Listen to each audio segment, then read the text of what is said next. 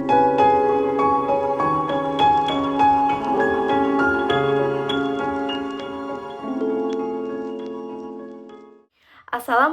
warahmatullahi wabarakatuh. Halo teman-teman semua, selamat siang dan salam sejahtera bagi kita semua.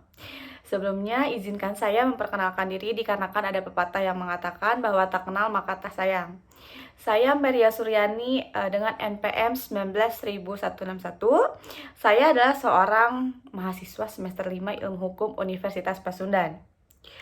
Sebelumnya, video ini saya buat untuk memenuhi salah satu tugas hukum perusahaan yang dibina oleh Ibu Tuti Rastuti, Sarjana Hukum, Magister Hukum.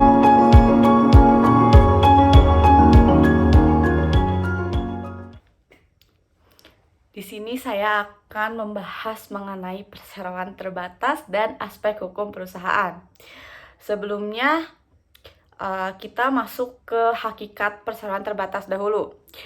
Perseroan terbatas atau perusahaan adalah badan hukum yang merupakan persekutuan modal, didirikan berdasarkan perjanjian, melakukan kegiatan usaha dengan modal dasar yang seluruhnya terbagi dalam saham, dan memenuhi persyaratan yang ditetapkan oleh undang-undang serta peraturan pelaksananya. Hal ini sesuai dengan ketentuan yang berada di pasal 1 Undang-Undang Perseroan Terbatas nomor 40 tahun 2007. Apa aja sih hakikat perseroan terbatas? Hakikat perseroan terbatas itu terbagi menjadi 5. Yang pertama, kita akan membahas hakikat perseroan terbatas itu dilihat dari terminologinya. Bahwa pemakaian nama perseroan terbatas itu disesuaikan dengan tujuan dan atau kegiatan usahanya. Hal ini tercantum dalam KUHD maupun Undang-Undang Nomor 1 Tahun 1999, Undang-Undang Nomor 40 Tahun 2007, serta Peraturan Pelaksana Nomor 26 Tahun 1999. Terminologi perseroan terbatas itu terbagi menjadi 2, yaitu ada terminologi perseroan yang dimana mempunyai makna sesuai dengan cakupan dalam pasal 16-18 KUH Perdata yang memuat unsur-unsurnya itu adalah perjanjian, adanya pemasukan dari para sekutu ke dalam kas persekutuan, dan yang terakhir ini adalah tujuan memperoleh keuntungan dan membagi keuntungan, bukan membagi kerugian. Lalu ada yang kedua, ada terminologi terbatas.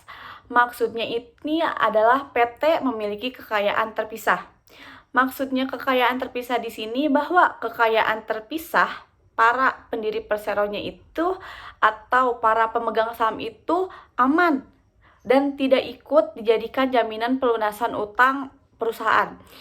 Jadi, jika sebuah perusahaan mempunyai hutang, itu ya kekayaan pribadi pendirinya itu tidak ikut dibayarkan, tetapi mereka tetap menggunakan kas perseroan terbatas itu. Lalu ada kedua, mengenai hakikat perseroan terbatas sebagai subjek hukum. Subjek hukum yang kita ketahui itu ada 2. Ada manusia dan badan hukum. Tapi PT ini dianggap sebagai pribadi atau personal yang memiliki hak dan kewajiban serta kedudukannya itu seperti manusia. Jadi disamakan dengan manusia. Kenapa sih konsep personalitas ini dimunculkan? Hal ini dikarenakan ada teori-teori pendukungnya pasti. Ada 5 teori. Yang pertama ada teori fiksi, yang kedua ada teori organ, yang ketiga ada teori realistik, dan yang keempat ada teori kontrak, serta yang terakhir adalah teori propriet kolektif. Lalu yang ketiga, kita masuk ke hakikat perseroan terbatas sebagai badan hukum. Bahwa perseroan terbatas ini merupakan badan hukum yang sesuai dengan pasal 1/1 Undang-Undang Perseroan Terbatas nomor 40 tahun 2007. Perseroan terbatas menjadi badan hukum dapat membuat perikatan dan membawa konsekuensi yuridis terhadap tanggung jawabnya sebagai badan hukum yang memiliki kekayaan terpisah. Hal ini sesuai yang tercantum dalam pasal 14 ayat 3 Undang-Undang Perseroan Terbatas nomor 40 tahun 2007. Lalu kita masuk yang keempat, hakikat perseroan terbatas sebagai perjanjian. Perseroan terbatas kan merupakan badan hukum ya, yang didirikan melalui perjanjian atau berdasarkan perjanjian. Hal ini sesuai dengan pasal 1, angka 1, Undang-Undang Perseroan Terbatas nomor 40 tahun 2007. Dengan pembentukan perseroan terbatasnya didirikan karena perjanjian, otomatis ia pun tunduk atas syarat sah perjanjian yang tercantum dalam pasal 1320 KUH Perdata, yang dimana syarat sah perjanjian itu terdapat 4. Yang pertama, sepakat, adanya kata sepakat. Yang kedua, kecakapan. Yang ketiga, suatu hal tertentu. Dan yang keempat, suatu sebab yang halal. Dan sekarang kita masuk ke hakikat perseroan terbatas yang terakhir. Apa sih hakikat perseroan terbatas yang terakhir? Adalah sebagai akumulasi modal. Perseroan terbatas sebagai asosiasi modal atau akumulasi modal ini dirujuk dalam pasal 1 angka 1 Junto pasal 7 ayat 6 Undang-Undang Perseroan Terbatas nomor 40 tahun 2007. Apa sih asosiasi modal itu? Asosiasi modal adalah bahwa modal perusahaan terdiri atas sejumlah saham yang dapat dipindah tangankan. Lalu kita masuk ke ranah selanjutnya atau sub materi yang selanjutnya itu mengenai jenis perseroan terbatas. Jenis perseroan terbatas ini terbagi menjadi 3 jenis. Yang pertama, perusahaan terbatas tertutup. Disebut perusahaan dikarenakan badan hukum yang merupakan persekutuan modal, yang mana modalnya berasal dari pemegang saham keluarga atau terafiliasi. Yang kedua, perusahaan terbuka. Maksudnya apa sih? Bahwa perusahaan terbuka ini adalah perusahaan publik atau perusahaan yang melakukan penawaran untuk saham sesuai dengan ketentuan peraturan perundang-undangan di bidang pasar modal. Yang ketiga, perusahaan publik adalah perusahaan yang memenuhi kriteria jumlah pemegang saham dan modal disetor sesuai dengan ketentuan peraturan perundang-undangan di bidang pasar modal. Lalu kita masuk ke pembentukan kegiatan perseroan terbatas. Jika kita melakukan kegiatan, pastinya dilandasi dengan asas-asas dong. Sama, bahwa perseroan terbatas ini dalam pelaksanaannya itu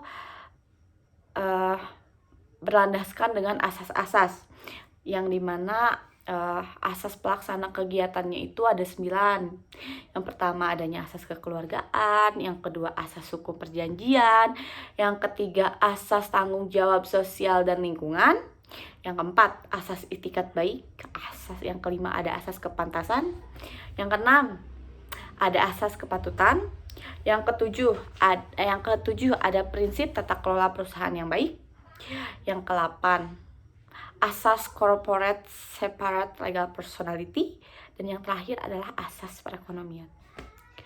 Lalu kita bertanya-tanya dong, apa sih syarat untuk melakukan pendirian perseroan terbatas ini? Apakah diatur, apakah bebas, atau bagaimana? Perseroan terbatas ini telah mempunyai undang-undang yang sudah dari tadi saya sebutkan, yaitu Undang-Undang Nomor 40 Tahun 2007 mengenai perseroan terbatas. Otomatis di dalamnya itu tercantum bahwa syarat-syarat atau prosedur pendirian perseroan terbatas ini termuat pada pasal 7 sampai dengan 14 Undang-Undang Perseroan Terbatas Nomor 40 Tahun 2007, yang dimana mengacu beberapa langkah. Yang pertama adalah tahap pengajuan nama PT, yang kedua tahap pembuatan akta pendirian, yang ketiga tahap pembuatan surat keterangan domisili perusahaan atau disebut dengan SKDP, yang keempat tahap permohonan nomor pokok wajib pajak atau NPWP, yang kelima tahap pengesahan anggaran dasar perusahaan oleh Menteri Kemenkumham, yang keenam mengajukan surat izin perdagangan atau SIUP. Yang ke-7, mengajukan tanda daftar perusahaan atau TDP. Dan yang ke-8, tahap berita acara Negara Republik Indonesia atau BNRI. Dalam pembuatan PT, apakah ada maksudnya? Apakah ada tujuannya? Atau cuma hanya sekedar saya cari duit, saya cari keuntungan gitu? Tidak.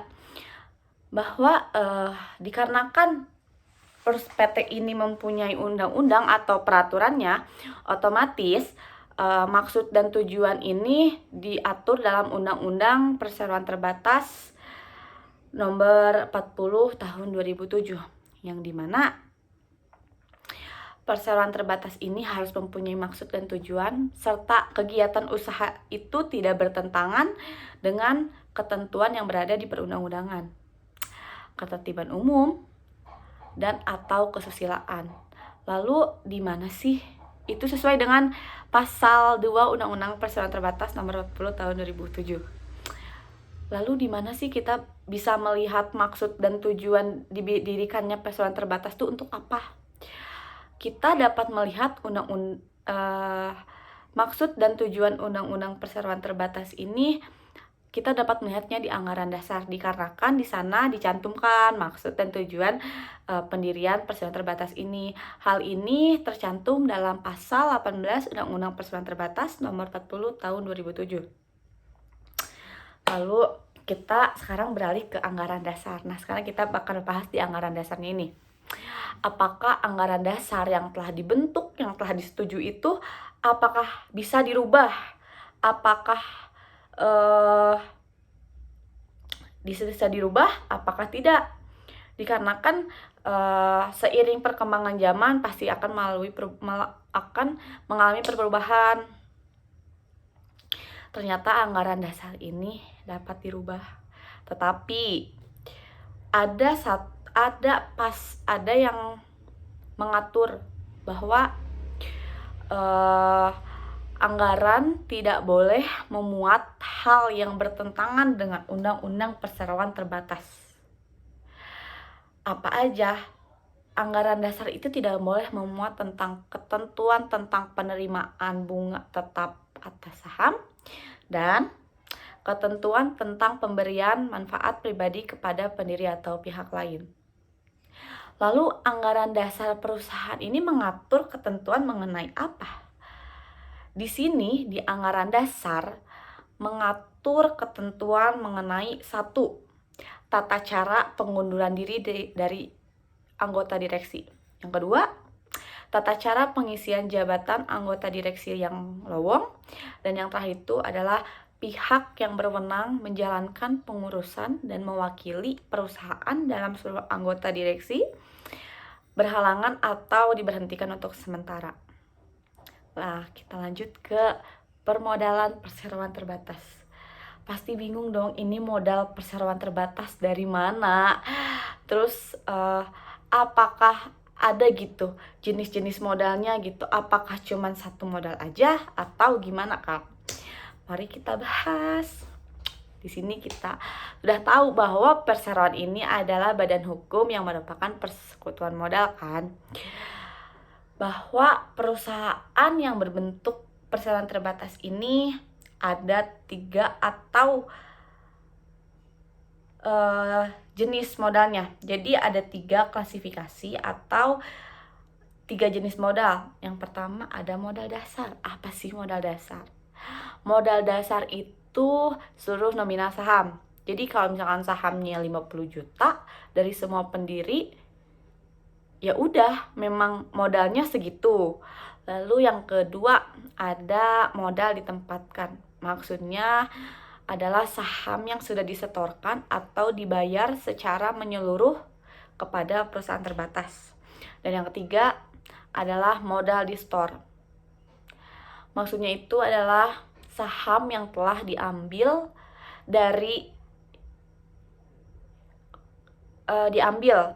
yang telah diambil dan dijual kepada pemegang saham atau pendirinya. Harta pendiri perusahaan terbatas dapat dijadikan modal itu baik benda bergerak atau benda tidak bergerak. Lalu bisa nggak sih modalnya ditambahkan? Bisa, bahwa modalnya itu ditambahkan ada dua. Ada penambahan dalam pasar modal dan ada penambahan modal ditempatkan dan disetor. Lalu kalau misalkan penambahan dalam pasar modal itu gimana? Dalam RUPS atau Rancangan Umum Pemegang Saham, untuk melakukan penambahan modal dasar adalah sah apabila dilakukan dengan memperhatikan persyaratan quorum dan jumlah suara setuju untuk perubahan anggaran dasar dengan ketentuan dalam Undang-Undang Perseroan Terbatas dan atau anggaran dasar. Lalu penambahan modal ditempatkan dan disetor. Penambahan modal ditempatkan dan disetor dalam batas modal dasar adalah sah apabila dilakukan dengan quorum kehadiran lebih dari setengah atau 1/2 bagian dari seluruh jumlah saham dengan hak suara dan disetujui lebih dari 1/2 bagian dari jumlah seluruh suara yang dikeluarkan kecuali ditentukan lebih besar dalam anggaran dasar. Lalu apakah saham yang udah ada di perseroan terbatas itu tetap di situ bisa dialihkan atau gimana gitu? Mari kita bahas ini, bahwa saham itu yang dalam perseroan terbatas itu ternyata bisa dialihkan. Ada 3 cara atau ada 3 jenis lah. Yang pertama ada pengalihan saham atau transfer saham. Bahwa pengalihan saham ini tidak hanya dengan jual beli, tapi pengalihan saham ini bisa melalui hak wasiat, hibah, atau perbuatan hukum lainnya yang menyebabkan hak miliknya itu beralih. Jadi pengalihan saham ini selain itu ada dua caranya. Yang pertama, pengalihan saham atas nama dilakukan dengan cara CASI dan pengalihan saham atas tunjuk dilakukan dengan cara endorsement. Lalu apa sih yang diperjualbelikannya gitu? Objek yang diperjualbelikannya itu adalah surat berharga yang dimana berupa saham. Lalu ada obligasi, ada warrant, dan transaksi derivatif lainnya. Lalu di mana gitu bisa didagangkannya gitu? Kayak kita ke pasar kan kayak beli sayuran, kan pasarnya tempat berdagangnya. Nah, kalau misalkan saham ini di mana adalah Bursa Efek Indonesia. Bursa Efek Indonesia adalah tempat berlangsungnya perdagangan. Lalu siapa sih atau disebut apa sih seseorang yang membeli atau menjual saham? Seseorang yang membeli dan menjual saham itu disebut dengan investor. Lalu cara yang kedua ini adalah pengambil alihan atau akuisisi saham. Pengambil alihan adalah perbuatan hukum yang dilakukan oleh badan hukum atau orang perseorangan untuk mengambil alih perusahaan yang mengakibatkan beralihnya pengendalian atas perusahaan tersebut. Hal ini tercantum dalam pasal 1 angka 1 Undang-Undang Perseroan Terbatas nomor 40 tahun 2007. Macam-macam pengambil alihan saham ini ada 3. Yang pertama, pengambil alihan yang mengakibatkan perubahan pengendalian. Yang kedua, proses pengambil alihan secara langsung dari pemegang saham. Dan yang ketiga, pengambil alihan saham yang tidak mengakibatkan perubahan pengendalian perusahaan tersebut. Dan ada cara yang ketiga, yaitu self dealing. Apa sih self dealing? Apa sih itu ya? Jadi transaksi self dealing ini merupakan transaksi yang mengandung benturan kepentingan. Sebab di dalamnya itu ada kepentingan perusahaan dan ada kepentingan pribadi direksinya sendiri. Jadi self dealing ini bisa disebut dengan konflik kepentingan yang ada di dalam perusahaan atau perseroan terbatas ini. Setelah itu kita akan membahas mengenai dividen dan dana cadangan. Dividen apa sih? Dari tadi kita nggak ngebahas tentang keuntungan, nggak ngebahas tentang laba atau atau apa gitu kan. Nah, sekarang di sini kita bahas. Jadi dividen ini adalah pembagian keuntungan dari semua laba bersih yang dihasilkan perusahaan dalam periode tertentu. Biasanya nih ya, periode tertentu itu dalam hitungan per tahun. Jadi dalam setahun itu kita dikumpulkan dulu nih apa sih pemasukannya kita kumpulkan. Lalu dihitung kotornya berapa, kayak pengeluaran berapa. Nah, dari setelah kita mengeluarkan pengeluaran itu berapa, otomatis ada laba bersih kan. Nah, laba bersih ini dibagikan nih kepada para pemegang saham. Nah, itu yang disebut dengan dividen. Terus bentuk dividen apa? Bentuknya apa aja gitu kan. Nah, bentuk dividen ini dapat berupa uang cash atau dapat berupa saham. Lalu ada nggak sih cara pembagian dividennya, atau cuman nih dikasih kayak nih keuntungan kamu segini, itu berupa uang cash kan, atau kalau misalkan berupa saham, nih saham kamu segini. Enggak, bahwa cara pembagian saham itu dibagi menjadi 3. Yang pertama, dividen biasa. Nah, dibagikannya ini di akhir penanggalan baku. Lalu ada yang kedua, interim dividen atau dividen sementara, dibayarkan sebelum penutupan buku. Lalu yang terakhir ada slot dividen atau dividen akhir. Jadi dibayarkannya setelah penutupan buku. Nah, kan perusahaan terbatas ini didirikan nih, otomatis kan ada tanggung jawab ya. Kita aja sebagai manusia gitu kan mempunyai tanggung jawab untuk diri kita sendiri, apalagi ini yang membentuk suatu perusahaan yang didirikannya itu lebih dari 1 orang gitu kan. Pasti dong mempunyai tanggung jawab. Nah, tanggung jawab pendirinya itu termasuk tanggung jawab renteng. Maksudnya tanggung jawab renteng ini adalah yang dimulai dari tanggung jawab bersama sampai dengan kekayaan pribadi para sekutu. Lalu selain itu, apa sih yang harus dilakukan para pendiri ini? Dalam pasal 13 Undang-Undang Perseroan Terbatas, hal-hal yang harus dilakukan para pendiri yaitu ada 4.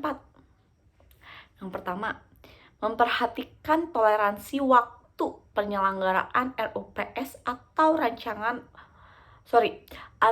rapat umum pemegang saham itu 60 hari sejak pengesahan badan hukum. Yang kedua, perseroan menerima atau mengambil alih semua hak dan kewajiban yang timbul dari perbuatan hukum yang dilakukan. Yang ketiga, perseroan secara tegas menyatakan mengambil alih semua hak dan calon pendiri, kuasanya, kewajibannya yang timbul dari perjanjian yang dibuat oleh pendiri. Lalu yang keempat, ada perseroan mengukuhkan secara tertulis semua perbuatan hukum yang dilakukan atas nama perseroan. Lalu gimana sih? Karena kan perseroan terbatas itu kan tadi didirikannya lebih dari 1 orang ya. Gimana sih strukturnya, gimana sih tugasnya, gimana sih kewenangan organnya. Nah, di dalam PT ini mempunyai 3 organ utama. Yang pertama, dikelola oleh direksi sebagai pengurus, komisaris, dan pengawas. Dan RUPS sebagai penentu kebijakan. Lalu hukum perusahaan sendiri ini dikenal dengan 2 pola struktur, yaitu direktorat dan kolegial. Hal ini dilandasi dengan 2 prinsip. Yang pertama ada prinsip kolegial. Menurut prinsip ini, kedudukan para direktur itu sama tinggi sehingga tidak ada subordinat. Jadi dewan direksi dan dewan komisaris itu sejajar. Nggak ada kayak dewan direksi di atas nih, terus di bawahnya baru dewan komisaris, enggak. Jadi menurut prinsip ini tuh bahwa semuanya itu sejajar dan garis koordinasi kerja. Jadi mereka itu saling koordinasi gitu kan, nggak kayak kalau misalkan nggak sejajar nih atas bawah itu pasti misalkan dewan direksi nih menyuruh si dewan komisaris untuk melakukan apa gitu. Kalau ini tuh nggak sejajar, semuanya jadi kayak kerjasama, jadi kayak ini menurut ini A, ini menurut ini B, jadi disatukan. Nah, begitu. Lalu ada prinsip direktorial. Menurut prinsip ini, Jadi seorang direktur menjadi presiden atau direktur utama, sedangkan direktur lainnya berada di bawahnya dan bertanggung jawab kepadanya. Sedangkan presiden direktur bertanggung jawab kepada presiden komisaris atau komisaris utama UUPT. Nah, kalau ini kan yang tadi sejajar nih. Nah, kalau yang ini tuh bertumpuk gitu kan. Nah, yang paling tinggi itu adalah komisaris utama atau presiden komisaris di sini misalkan ya. Di sini. Nah, di bawah sini tuh ada direktur. Di bawah direktur itu ada lagi direktur lainnya. Nah, jadi si direktur yang ketiga ini laporan ke direktur yang kedua. Nah, si direktur yang kedua ini punya lagi tanggung jawab kepada komisaris utamanya. Hal itu sesuai dengan Undang-Undang Perseroan Terbatas nomor 20 tahun 2007. Nah, jadi dua prinsip ini sangat membedakan ya. Prinsip yang pertama itu bahwa keduanya bekerja sama gitu, sedangkan yang prinsip yang kedua ini adanya tanggung jawab dari ke satu, kedua, ketiga gitu. Tahun kemarin gitu happening banget nih mengenai Undang-Undang Cipta Kerja atau biasa kita sebut dengan Omnibus Law. Itu menarik sih untuk dibahas dalam sekarang ini. Tentang Undang-Undang Cipta Kerja atau biasa kita sebut dengan Omnibus Law yang begitu mencuat, yang begitu banyak dikritisi, banyak ditentang atau banyak tidak diterima apalagi oleh para pekerja itu kan, yang ternyata sudah disahkan pada tahun 2020, tahun kemarin kan. Meskipun kita Indonesia sudah mempunyai Undang-Undang Perseroan Terbatas di tahun 2007 yang disahkan tahun 2007 ini, ternyata mengalami perubahan dikarenakan seiring berkembangnya zaman, seiring berkembangnya teknologi, dan seiring berkembangnya tingkah laku manusia itu sendiri. Terus memang ada perubahannya mengenai perseroan terbatas ini? Ada. Apakah dari pasal awal sampai pasal terakhir itu dirubah semuanya? Tentu enggak. Bahwa dalam Undang-Undang Cipta Kerja ini ada yang beberapa perubahannya dari Undang-Undang Perseroan Terbatas tahun 2007 ini. Apa aja sih yang dirubahnya? Jadi di Undang-Undang Cipta Kerja ini ketentuan dalam perusahaan terbatas itu ada 4 gitu poin pentingnya. Yang pertama mengenai modal perseroan. Bahwa dalam Undang-Undang Cipta Kerja ini mengenai modal perseroan terbatas ini tidak ada tentuan gitu, tidak ada batasan untuk memberikan modal berapa saja, itu dibebaskan. Lalu ada status badan hukum, bahwa di Undang-Undang Cipta Kerja atau Omnibus Law ini status badan hukumnya itu didapatkan setelah si perseroan terbatas ini didaftarkan kepada menteri dan mendapatkan bukti pendaftaran. Nah, itu sudah si perseroan terbatas itu sudah mempunyai status badan hukumnya. Lalu ada pengesampingan ketentuan PT didirikan oleh 2 orang atau lebih. Jadi dalam Undang-Undang Cipta Kerja ini bahwa kewajiban mendirikan PT oleh 2 orang atau lebih ini tidak berlaku bagi perseroan yang seluruh sahamnya dimiliki oleh negara. Lalu badan usaha milik daerah, badan usaha milik desa, perseroan yang mengelola bursa efek, lembaga clearing, peminjaman, lembaga penyimpanan dan penyelesaian, dan lembaga lain sesuai dengan undang-undang tentang pasar modal. Dan yang terakhir mengenai perseroan yang memenuhi kriteria untuk usaha mikro dan kecil. Lalu poin terakhir ini ada membahas mengenai atau mengubah mengenai perseroan yang memenuhi kriteria untuk usaha mikro dan kecil. Bahwa menurut Undang-Undang Cipta Kerja ini nih, perseroan yang telah memenuhi kriteria usaha mikro dan kecil ini dapat didirikan oleh 1 orang. Nah, pendiriannya itu dilakukan berdasarkan surat pernyataan pendirian yang sudah didaftarkan secara elektronik kepada Kementerian Hukum dan Hak Asasi Manusia. Maka dari itu kita setelah tadi saya bahas panjang lebar gitu kan tentang undang-undang perseroan terbatas, dan barusan saya membahas mengenai undang-undang cipta kerja atau omnibus law, ada perbandingannya. Apa nih perbandingannya? Di sini saya akan membahas mengenai undang-undang perseroan terbatas, dan di sini saya akan membahas mengenai undang-undang cipta kerja. Mari kita lihat dulu mengenai modal dasar yang tadi saya.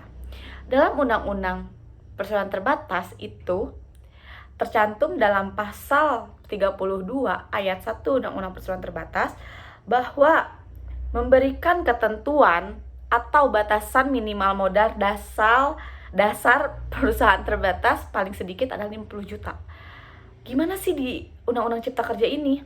Ternyata di Undang-Undang Cipta Kerja ini yang tercantum dalam pasal 109 angka 3 ini bahwa Undang-Undang Cipta Kerja ini tidak memberikan batasan modal. Batasan minimal modal dasar PT itu tidak apa ya?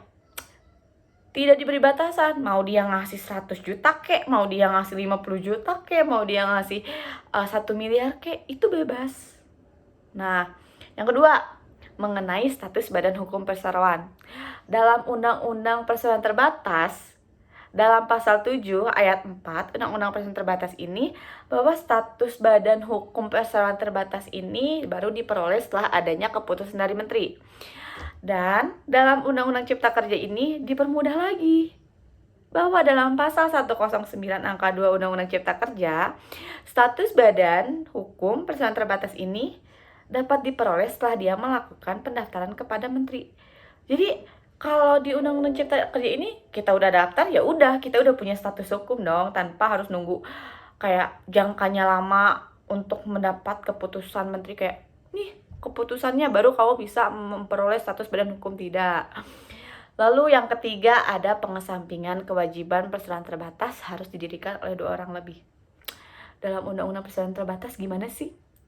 Undang-Undang Perseroan Terbatas dalam pasal 7 ayat 7 Undang-Undang Perseroan Terbatas ini menyatakan bahwa ketentuan yang mewajibkan perseroan terbatas didirikan oleh 2 orang atau lebih tidak berlaku bagi persero yang seluruh sahamnya dimiliki oleh negara. Lalu perseroan yang mengelola bursa efek, lembaga clearing dan penjaminan, lembaga penyimpanan dan penyelesaian, dan lembaga lain sebagaimana diatur dalam undang-undang tentang pasar modal. Lalu di mana nih? Gimana nih dalam pasal atau dalam Undang-Undang Cipta Kerja?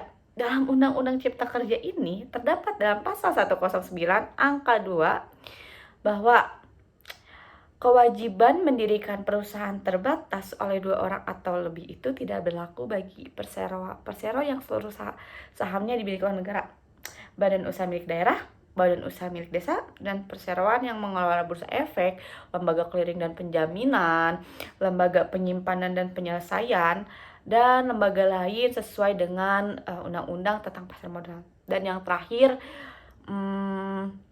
tidak berlaku bagi perseroan yang memenuhi kriteria untuk usaha mikro dan kecil.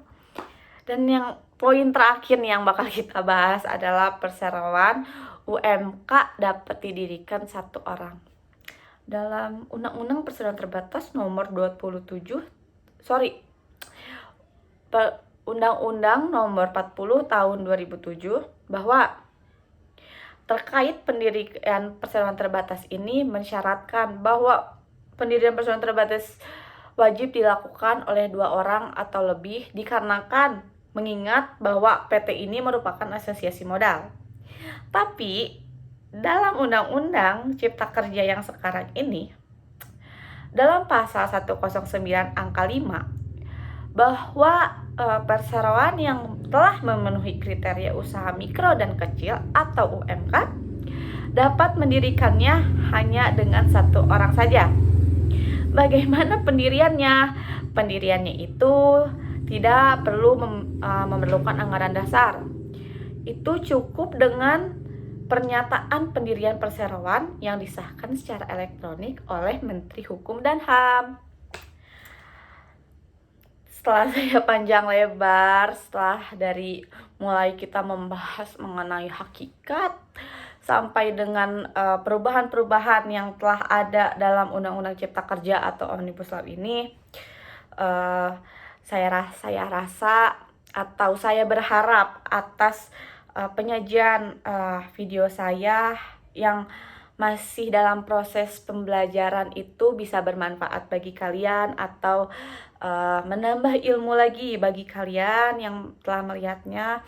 Dan mohon maaf apabila dalam penyajiannya ini saya kurang jelas atau ternyata ada kesalahan dalam pengucapan itu, atau ada kesalahan mengenai materi yang telah saya sampaikan. Saya memohon maaf.